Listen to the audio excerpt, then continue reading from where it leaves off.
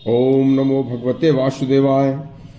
केकई के बाद अगले दिन माता लक्ष्मण की माता सुमित्रा भी श्री राम के पास उपदेश लेने गईं और बोली, हे राजीव लोचन नारायण, अब हम सब कुछ जान चुकी हैं कि आप कौन हैं। कृपा करके मुझे ऐसा उपदेश दें कि जिससे मेरा समस्त अज्ञान रूपी अंधकार नष्ट हो जाए। तब भगवान श्री राम बड़ी ही विनय पूर्वक सुमित्रा जी से बोले, हे माता, पहले मुझे आप यह बताएं कि आप कौन हैं, और इस समय माता आप अपने भवन में जाएं और वहां एकांत में ध्यान करके तथा स्वस्थ चित्त और शुद्ध बुद्धि से मेरे इस प्रश्न का गूढ़ता से गहनता से पवित्र मन से विचार करें, तथा जब आपको मेरे प्रश्न का उत्तर अपने हृदय से मिल जाए तो कल आकर मेरे प्रश्न का उत्तर मुझे बता दें, तब मैं आपको उपदेश दूंगा।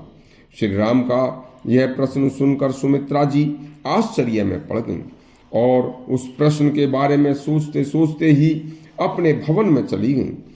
तब भवन में एकांत में जाकर सोचने लगी कि श्री राम ने मुझसे यही तो पूछा है कि मैं कौन हूं, इसका मैं राम को क्या उत्तर दूं। आखिर मैं कोई देवी हूं या कोई मैं दानवी हूं या कोई राक्षसी हूं या मानुषी हूं। अरे वास्तव में यह प्रश्न तो बड़ा जटिल है, इसका उत्तर भी बताना बड़ा कठिन है। यदि मैं राम से ये कहूं कि मैं तो केवल मानुषी हूं तो भी उत्तर ठीक नहीं लगता, क्योंकि इस शरीर ने अनेक नाटक के पात्र की तरह अनेक योनियां प्राप्त की हैं, तो केवल मानुषी भी नहीं हूं। फिर विचार आया कि मानुषी, राक्षसी, पाश्विक आदि ये उपाधियां तो भाई केवल शरीर की हैं, जीवात्मा की नहीं होती, और शरीर सभी नाशवान होते हैं।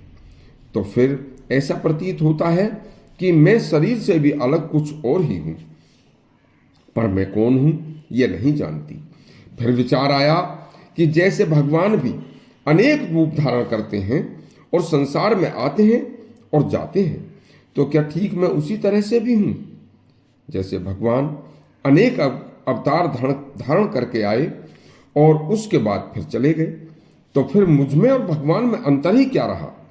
तो मुझे लगता है कि मेरे विचार से हम में और भगवान में कोई विशेष अंतर नहीं है, कि भगवान सिर्फ अंतर एक है कि भगवान स्वाधीन है और हम भगवान के अधीन हैं। तो हम में और उनमें जो विशेष अंतर नहीं है वो केवल अंश भाव का आंशिक अंतर है। जब हम और भगवान एक ही हैं तो मैं राम को जाकर बता दूं कि मुझे आपके प्रश्न ने ही तत्व को समझा दिया है। तब सुमित्रा जी यह निर्णय करके अगली सुबह जब श्री राम के पास गईं तो उन्होंने श्री राम को अपना विचार व तत्व निर्णय सुना दिया और कहा कि राम, अब मुझे आपसे कुछ नहीं पूछना।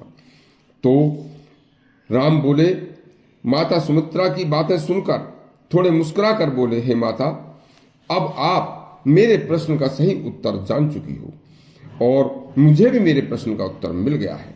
आप वास्तविक स्थिति को जान चुकी हो, अब आप भी जीवन मुक्त हो गई हो, आपका भी सांसारिक मोह नष्ट हो गया है। अब आप भी अपने भवन में जाकर धर्म पूर्वक भगवान का भजन करो तथा भगवान के नाम के आनंद को प्राप्त करो।